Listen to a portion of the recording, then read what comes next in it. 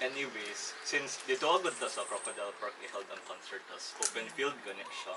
Hindi pa dapat like mag-prepare ta like in case mag-ulan. Tama. Imbis na maglingaw-lingaw after finals kay maulan na nun ta, inig mapasa. Yun eh, sayang OOTD ni Earl. Overlasot. I-check na natin ang weather forecast. Sige, Basi, sige, sige. Ano lang, para lang ma-sure. Welcome to the weather report, and today's forecast in Davao is partly cloudy with a 40% chance of showers in the afternoon. High of 23 degrees Celsius and winds of 6.7 kilometers per hour. That is right, there's a 40% chance of rain in the afternoon. But what does it actually mean? To be direct, that means that there is that amount of chance of rain that will happen at any point in your area. So, heads up, or else you will have no umbrella to pop when the rain might drop. Stay tuned for more updates. Oh, yung ana din, no? Karon na po ko kapaluan na. Malit diha akong pagtuo sa una about ano mga weather forecast.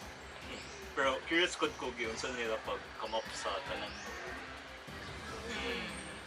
You might be wondering, how can the experts actually predict the weather?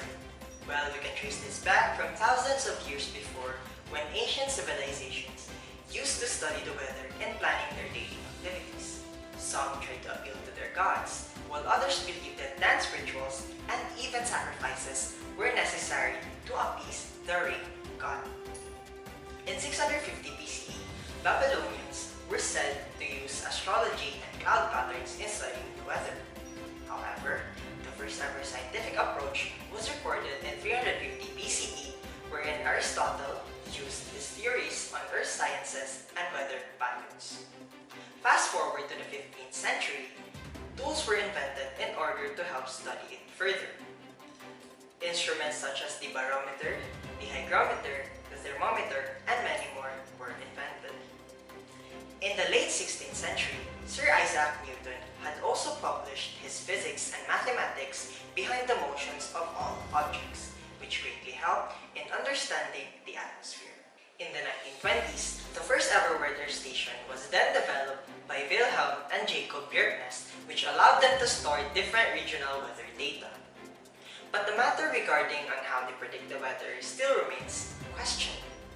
Well, with the current technological advancements, experts can now use different computer simulations that are made from different mathematical models.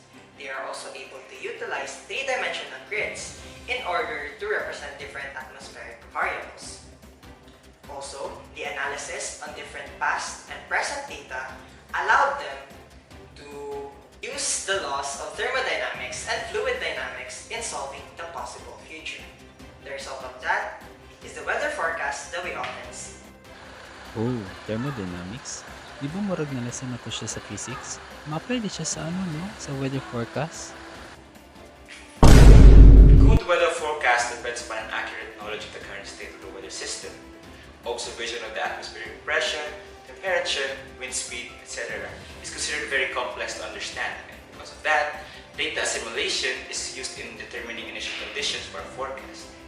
But even so, errors still exist, making those forecasts inconsistent and maybe sometimes inaccurate. That being said, statistical techniques are then integrated to reduce, or if possible, remove all known biases, and since measured values are hard and complicated to predict, forecasts are only focused on probabilistic values instead. May kanipod ang stat class na to kay ma-apply po siya din. Formally, experts use probability of precipitation in estimating the likelihood of rain. Mathematically, it is defined as the POP is equals to C multiplied by A times 100, where C is the confidence level for precipitation to occur in a specific area, and A is the percentage of an area that will likely receive it. For example, let's say that Mintal constitutes around 0.24% of the area in Davao City, and the confidence level for the precipitation to occur in that area is 40%. If we use the POP equation to determine the probability that Mintal will receive rainfall, the probability that rainfall will occur in Mintal is 0.96%. As we can see, the probability of precipitation in this specific area is very small. However, if we instead take into account the entirety of Davao City, which is 100%, then our probability will become 40%. The reason is because from the formula, we can see that the confidence level is directly proportional to the percent of the area likely receiving it. In simpler terms, since Mintal is relatively smaller than the entirety city of Davao in terms of its land area, therefore, probability of precipitation we can expect would also be relatively small. Oh, na lang yung possible 40% chance of rain. All that being said, the quality of the models used to predict weather scenarios is continuously being improved, as well as the technologies and the methods to complement it. Saman, dayon ta dili.